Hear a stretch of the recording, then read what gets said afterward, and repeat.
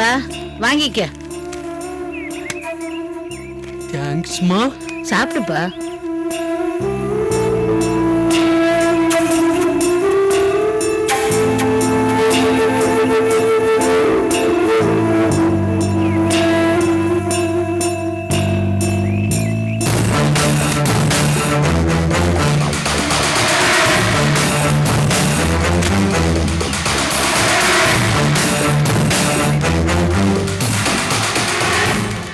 பந்து வந்துருந்துச்சு எங்க? பார்த்து விளையாட தெரியாதா? நீ இருக்கிறதே நாங்க பார்க்கலையே. மரியாதையா பேசுறீங்கடா. உனக்கு என்ன மரியாதை? நீயே ஒரு பைத்தியம். பைத்தியமா? ஆமா, நீதான் பைத்தியம். பைத்தியம்.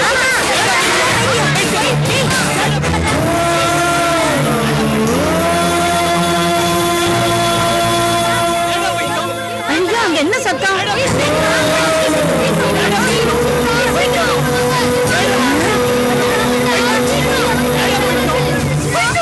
போயிட்டானே. சாப்பிட கூட இல்ல, அப்படியே வச்சுட்டு போயிட்டானே. ஐயா, ஏதோ புக்க வேற வச்சுட்டு போயிட்டான்.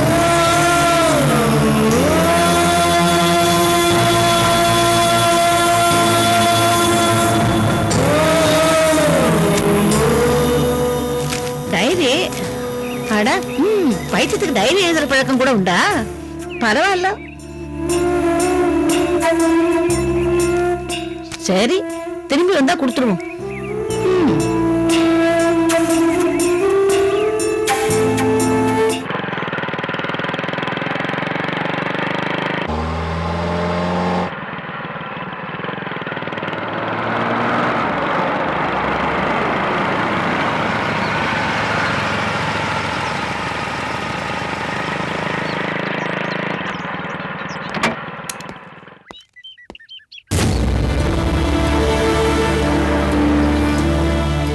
பொண்ணை பார்க்க தான் வந்துட்டு இருக்கேன். என்ன பார்க்கவா? ஆமா, உன்கிட்ட கொஞ்சம் பேசணும். இப்ப என்ன பேச போற? பேசினாலும் பிரயோஜனம் இல்லைன்னு எனக்கு தெரியும். இருந்தாலும் பேசணும். பேச்ச ஆரம்பிக்கும் போது நம்பிக்கை இல்லாம பேசின அப்படி பேசுறது உன்கிட்டயாச்சே. இங்க பார், நீ பேச வந்தியா இல்ல சண்டை போட வந்தியா? நான் உன் பொண்டாட்டியோட அண்ணன். உனக்கு அதெல்லாம் வர ஞாபகம் இருக்கா? பரவாயில்லையா, சொந்த பந்தத்துல மறக்காம இருக்க. இப்போ உனக்கு என்ன வேணும் அர்ஜுன்? கார்த்திக், உன் அருமை அண்ணி குழந்தை இந்துவை ஸ்கூல்ல இருந்து கூட்டிட்டு போய் யார்கிட்டயும் சொல்லாம எல்லாரையும் டார்ச்சர் பண்ணிருக்கா. ஒரு தாயை தவிக்க விட்டுருக்கா. தெரியும்ல? அதான் குழந்தை கூட்டிட்டு போய் சாந்தி கிட்ட விட்டுட்டல. அப்புறம் என்ன? தெரியும். உன்னால அவ்வளவுதானே முடியும். வேற என்ன பண்ண சொல்ற? தப்பு பண்ணவங்களை கண்டிக்கணும் கார்த்திக். நீ கண்டிச்சியா? நான் அன்னிக்கிட்ட பேசணும் உனக்கு தெரியுமா? பேசியிருப்பேன். அந்த குழந்தை பெறாதவங்களுக்கு தாய்ப்பாசத்தை பத்தி என்ன தெரியும்? இங்க பார், அதெல்லாம் முடிஞ்சு போன விஷயம். உன்னை பொறுத்த வரைக்கும் அது முடிஞ்சு போன விஷயம். ஆனா அபிராமி பொறுத்த வரைக்கும் அது இன்னும் முடியல. குழந்தைய கடத்தினதோட அவ வெறி அடங்கல. என்ன கடத்தல் கடத்தல் பெரிய வார்த்தை பேசிட்டு இருக்க? அதோட பெரிய வார்த்தை சொல்லி சாந்திக்காவ அவ மிரட்டிருக்கால. அர்ஜுன், அண்ணி அவன் பேசுறது எனக்கு பிடிக்கல. ஆனா எனக்கு அவ பேரை சொல்லவே பிடிக்கலையே. என்ன பண்றது? சாந்திக்காவ என்ன சொல்லி மிரட்டிருக்கா தெரியுமா? இதுதான் ஆரம்பம். இன்னும் எவ்வளவோ இருக்கு. நீ உன் குழந்தை இந்த ஊரை விட்டு போயிட்டா உங்களுக்கு நல்லதுன்னு சொல்லி சவால் விட்டுருக்கா. அர்ஜுன், தெரியும் கார்த்திக், தெரியும். நீ இது எதுவுமே நம்ப மாட்டேன்னு எனக்கு நல்லா தெரியும். உங்க அண்ணி உங்க வீட்டு குலவிளக்கு, உங்க குடும்ப சந்தோஷத்துக்காக உழைச்சிருக்காங்க. இதான சொல்ல போற? சரி, இது எல்லாமே விட்டு கார்த்திக்.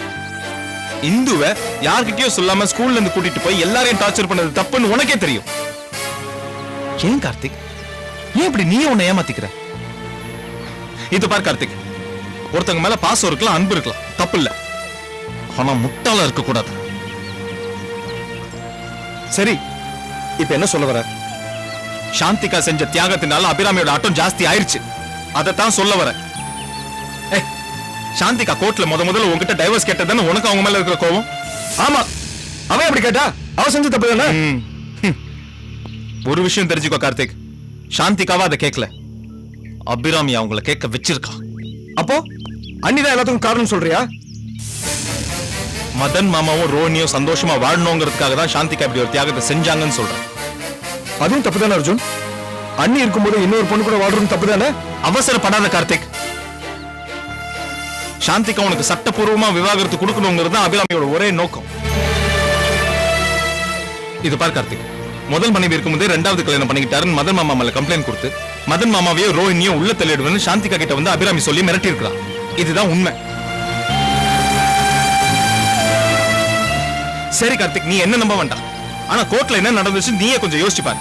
எல்லாரும் கோர்ட்டுக்கு வந்த அன்னைக்கு ஏன் அபிராமி மட்டும் கை உடைஞ்சிருச்சுன்னு போய் சொல்லி ஹாஸ்பிட்டல்ல வேணும்னு போய் அட்மிட் ஆனா? அதனால என்ன ஆச்சு? சாந்திகாக்கும் உனக்கும் டைவர்ஸ் கிடைச்சது.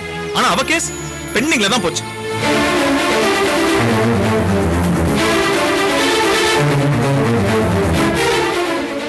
அந்த அபிராமி நாடகம் ஆடுறா கார்த்திக். தயவு செய்து புரிஞ்சுக்கோ. அவ சாந்திகாவை இவ்வளவு கஷ்டப்படுத்தி கூட இன்னைக்கு வரைக்கும் சாந்திகா நம்ம குடும்பத்துல இருக்கிற எல்லாரும் சந்தோஷமா இருக்கணும்னு தான் நினைக்கிறாங்க. கார்த்திக், அப்புறம் இன்னொரு முக்கியமான விஷயம். போதும் போதும் அர்ஜுன்.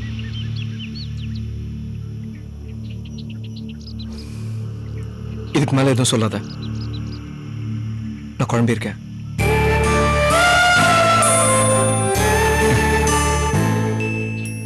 கார்த்திக், நோயும் பேயும் ஒரே நாள்ல விரட்டிட முடியாது. நீ சிந்திக்க ஆரம்பிச்சிட்டல்ல, அதுவே எனக்கு போதும். நான் சொன்னதெல்லாம் மறுபடியும் யோசிச்சு பாரு. உண்மை உனக்கே புரியும்.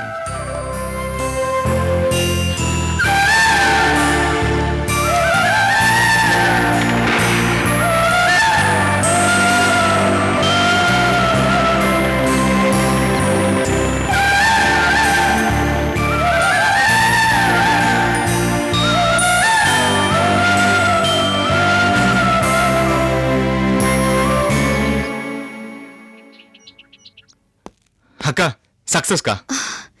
நீ எப்போ திரும்பி வருவேன்னு இருந்த. அவர்கிட்ட ஏதாவது இடகுடமா பேசிட்டியா? அவர் கோச்சிக்கிட்டாரா? உங்க புருஷன் என்னைக்குமே இல்லாத திருநாளா அபிராமி பத்தி நான் குற்றப்பத்திரிக்கை நீட்ட மறுப்பே சொல்லாம சிந்திக்க ஆரம்பிச்சிட்டான். உண்மை அவ சொல்றேன். கேட்கவே எவ்வளவு சந்தோஷமா இருக்கு தெரியுமா? முழுசா கேட்டு பெருசா சந்தோஷப்படுங்க. அவர்கிட்ட லிமிட் தாண்டி எதுவும் பேசிட்டியா? லிமிட்டுக்குள்ள லிமிட் இல்லாம பேசிட்டேன். உங்க தியாகத்தை பத்தி சொன்னேன். உங்க டைவர்ஸே உங்களை ஃபோர்ஸ் பண்ணி நடந்த ஒரு விஷயம் தாங்கிறதையும் சொன்னேன். அபிராமி மிரட்டினதுனாலையும் மதன் மாமா ரோனி சந்தோஷமா வாழணுங்கிறதுக்காக தான் நீங்க இந்த டைவர்ஸ்க்கு ஒத்துக்கிட்டீங்கிற உண்மையும் சொன்னேன். அவர் நம்பி இருக்க மாட்டாரு. வெளிப்படையா நம்பின மாதிரி சொல்லல, ஆனா உள்ளுக்குள்ள போராட்டம் ஆரம்பிச்சிருச்சு. கார்த்திக், மனசாட்சியோட பேச ஆரம்பிச்சிட்டாங்கா. நம்பர் தான் வேணாமா நான் ஒரு தடுமாற்றத்துக்கு வந்ததே எனக்கு சந்தோஷமா தான் இருக்கு. ரொம்ப சந்தோஷப்படாத. இல்லக்கா, பழைய கார்த்திகா இருந்தா அபிராமி பத்தி பேசினதோ வானத்துக்கு பூமிக்கும் குதிச்சிருப்பா. உங்களையும் என்னையும் திட்டியே தீத்திருப்பா. ஆனா அப்படி நடக்கலையே. நீ சொன்னது மட்டும் நிஜம்னா அதுவே நமக்கு பெரிய வெற்றிதான். அக்கா, குழந்தை மேட்டர்ல கார்த்திக் சிந்திக்க ஆரம்பிச்சிட்டான். கூடிய சீக்கிரம் ஆபீஸ்ல நடக்கிற ஊழலையும் அவன் கண்டுபிடிச்சிருவான். யாராலையும் ரொம்ப நாளைக்கு நல்லவங்க மாதிரி நடிக்க முடியாதுக்கா. அந்த அபிராமி கூடிய சீக்கிரம் கார்த்திக் கிட்ட மாட்டதான் போறான். எல்லாத்தையும் புரிஞ்சுக்கிட்டு அபிராமி பொடியில இருந்து அவர் வெளியே வரணும். நிச்சயம் வருவான். இப்ப நான் வரட்டுமா?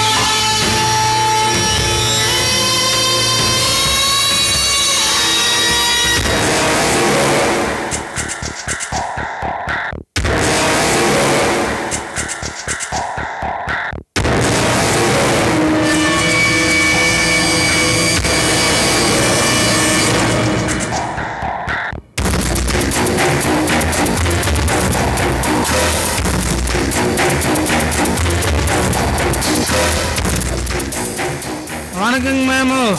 வாங்க, என்ன சாப்பிடுறீங்க? ஒன்றும் வேண்டாங்க மேம். ஏற்கனவே உங்களை ரொம்ப நேரம் காக்க வச்சுட்டேன். என்ன பண்றது, எல்லாம் என் தலையெழுத்து. எதுக்கு இப்படி டென்ஷன் ஆகுறீங்க? பதட்டப்படாம விஷயத்தை சொல்லுங்க. நல்ல பேசு. நடக்கிறது ஒண்ணு நினைக்கும் போது எப்படி பதட்டப்படாம பேசுறது? ஒருத்திய கொன்ன, 2 பேரும் உள்ள வச்சேன். அதுல ஒருத்தனை கொன்ன. செத்தவனுக்கு சாடிச்சவனுக்கு 10 லட்சம் கேட்டேன், அது கொடுத்தேன். இப்ப அதுதான் பிரச்சனை. 10 லட்சம் ஒரு காசா? எல்லாருக்கும் பணத்துலதான் பிரச்சனை வரும். என்னைக்குமே என்ன கணக்கு கேட்காத என் மச்சின இப்ப கணக்கு கேட்கிறான். என்னையே சந்தேகப்பட ஆரம்பிச்சிட்டான். அதனால இப்ப நீ பண்ண வேண்டிய விஷயம் 2. சொல்லுங்க மேம், நான் என்ன வேணாலும் பண்றேன். வேணாம், நீயா எதுவும் பண்ணாத. நான் சொல்றதை மட்டும் செய். ஜெயில இருக்கிறவன் குடும்பத்துக்கு பணம் போய் சேர்ந்துருச்சா? மக்களாலே போய் சேர்ந்துருச்சுங்க மேம். நீ அவனை மிரட்டி உண்மையை சொல்லாம பாத்துக்க. சரிங்க மேம்.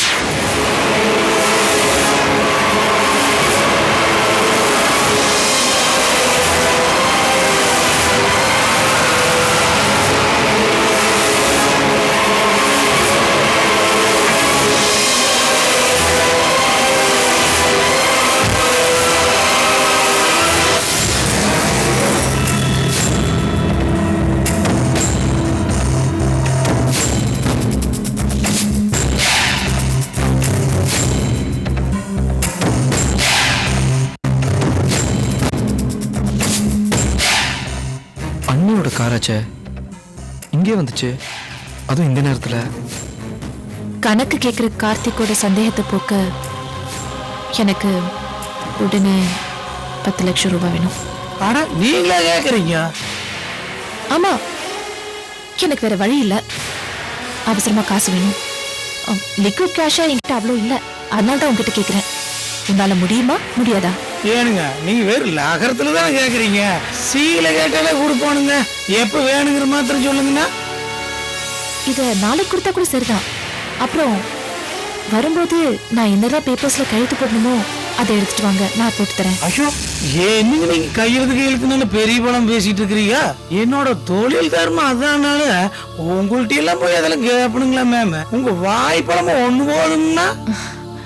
அப்போ நாளைக்கு பணத்தை கொண்டு வந்து கொடுத்துருங்க. சரிங்க மேம்.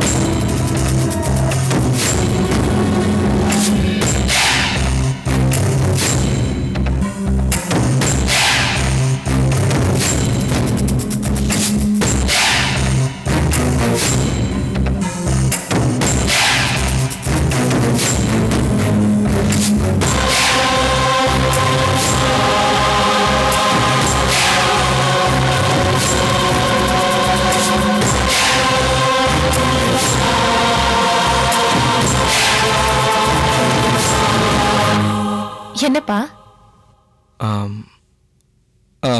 ஒன்றும் இல்லை. நீ இல்ல, நீ ஏதோ குழப்பத்துல இருக்க. என்னன்னு சொல்லு.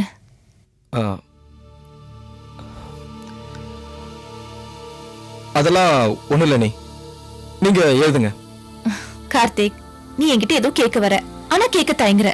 என்னன்னு சொல்லு. என்ன நல்லா புரிஞ்சுக்கிட்டவங்க நீங்க தான். அப்ப தைரியமா கேட்கலாம்ல. கந்து வெட்டிக்காரன் நம்ம குடும்பத்துக்கு நிறைய பிரச்சனையை கொடுத்திருக்கான்.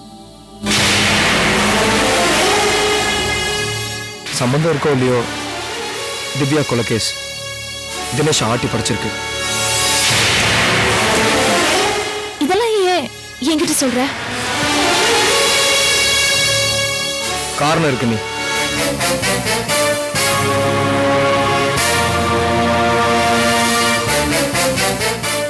மத்தியானம் எங்க போயிருந்தீங்க? ஏன் ஆபீஸ்ல தான் இருந்தேன். இல்ல நீ நான் வந்திருந்தேன், நீங்க ஆபீஸ்ல இல்ல. எப்ப பார்த்த? 2 மணிக்கு நான் ஒரு கிளையண்ட பார்க்க வெளில போயிருந்தேன். நீ அப்ப பார்த்திருப்ப. அந்த கிளைண்ட் தான் கந்து வெட்டிக்காரனா?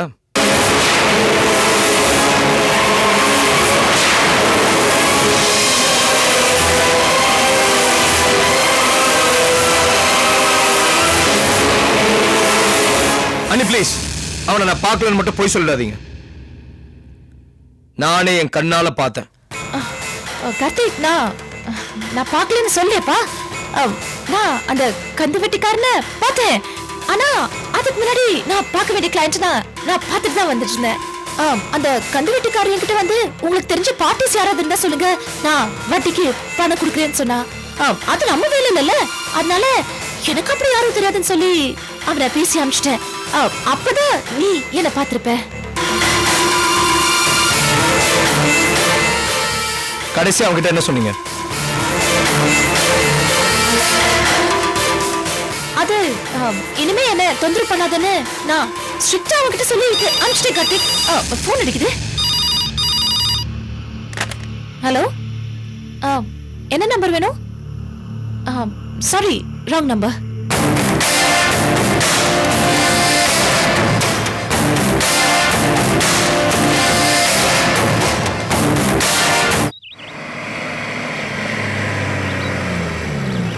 ஆர்டர் கரெக்டா? ஆமா, எக்ஸிக்யூட் பண்ணுவாங்க. இப்படி திடீர்னு 6ஆம் தேதி வாங்கன்னா எப்படி சார் கிளம்ப முடியும்? அவசரப்பட்டு என்னால ஊரை விட்டு வர முடியாது சார். எனக்கு இப்ப கெஸ்ட் வந்திருக்காங்க, கொஞ்சம் தயவு செஞ்சு அப்புறம் கூப்பிடுங்க. வாங்க ஏசி சார். என்ன திடீர் விஷயம்? மந்த் கூட ஆல சார். உங்களுக்கு எப்பவுமே கிண்டல் சார். நான் வந்தது ஒரு முக்கியமான விஷயமா. சொல்லுங்க, என்ன விஷயம்? இது ரொம்ப பரம ரகசியமான விஷயம். தாராளமா பேசலாம் சார். உங்க சம்பந்தி அம்மா அபிராமி ஒரு ரெஸ்டாரண்ட்ல அந்த கந்துவட்டிக்காரனை சந்திச்சு பேசியிருக்காங்க சார். பேச்சு காரசாரமா இருந்துச்சான். என்ன விவரம் தெரியல, ஆனா மேட்ரி தான். அவனே ஒரு பிரச்சனை பார்ட்டி. அவன்கிட்ட இவங்களுக்கு என்ன பேச்சு? இது எல்லாத்தை விட முக்கியம், அவங்க 2 பேரும் பேசிக்கிட்டு இருந்ததை கார்த்திக் பார்த்துட்டான். எங்க டிபார்ட்மெண்ட் ஆளுங்க அவனை நோட் பண்றதை அவன் கவனிக்கல. இது ஒரு சாதாரண விஷயம் இல்லைங்க, ஏதோ இருக்கு. எல்லா விஷயத்தையும் சொல்ற அபிராமி என்கிட்ட இந்த கந்து வட்டி விவகாரத்தை மட்டும் மறைச்சிருக்கிறான்னா புரியல எனக்கு. Anyway, thanks for the information. Thank you sir. நீங்க ஃபாலோ பண்ணுங்க. நான் அந்த கந்து வட்டிக்காரனை கூப்பிட்டு என்ன ஏதுன்னு விசாரிக்கிறேன். ஓகே. அப்புறம் ஆர்கே அபிராமி சம்பந்தப்பட்ட விஷயங்களை நம்ம இனிமே இங்க பேச வேண்டாம். எதுவா இருந்தாலும் ரெஸ்டாரண்ட்லயோ கிளப்லயோ மீட் பண்ணலாம். நான் கிளம்புறேன் சார். ஓகே, வாங்க.